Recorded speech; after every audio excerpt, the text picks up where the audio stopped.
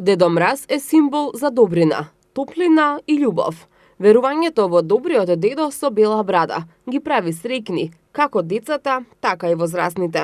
Поради обврските и стресот кои ни ги носат модерното време на живење и трката по пари и кариера, некогаш забораваме колку малку ни е потребно за искрена насмевка, која и тоа како може, дури и кај возрастните, да ја предизвика Дедо Мраз.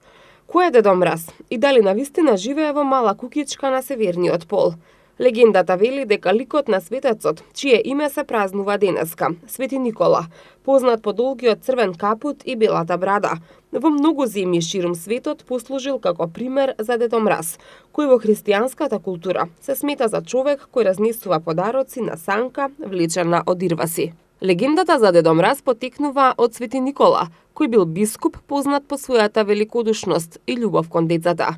Една од славните приказни за неговата великодушност кажува дека на некој сиромашен човек му фрлил цела вреќа со богатство, која требало да послужи како мираз за неговата ќерка, која инаку ќе била продадена како робинка.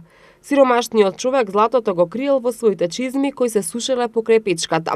Токму затоа останала традицијата децата своите чизми да ги оставаат покрај врата, за Свети Никола да им донесе подарок.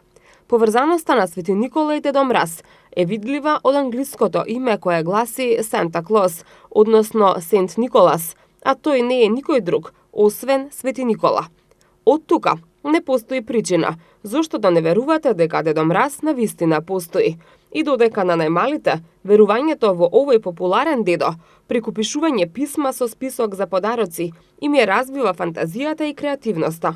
На возрастните им овозможува за солниште од секојдневните проблеми и им буди спомени од детството. А во духот на предновогодишното расположение, ние направивме мало истражување помеѓу граѓаните токму на оваа тема. Дали верувате во Дедо Мраз? Да, секако. Имате деца, внуци?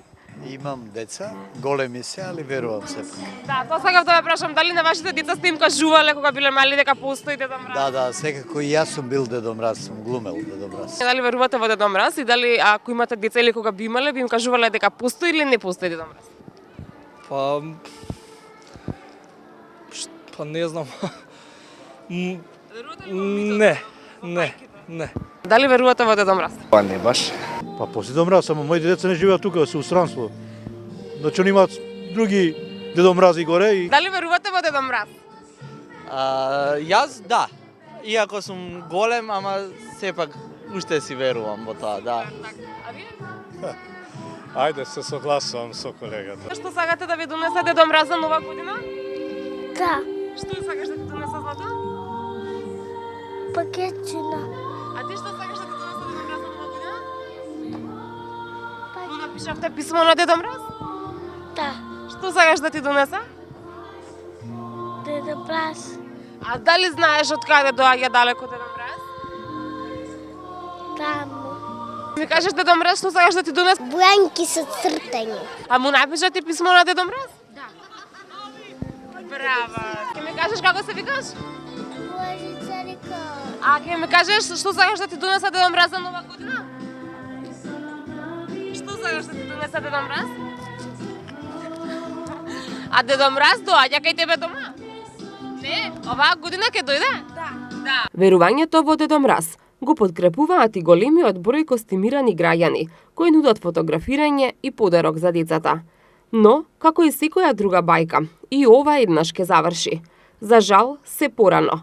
Ако пред 10 години децата престануваа да веруваат во Дедо Мраз на околу 10 годишна возраст, денеска, како резултат на модерната технологија, но и родителите кои одлучуваат се порано да ги внесат децата во реалниот свет, верувањето во Дедо Мраз престанува многу порано. За крај, ви го пренесуваме советот на психолозите, кои велат дека кога детето ќе ви го постави прашањето дали постои Дедо Мраз, вие возрадите му со прашање дали ти веруваш во него.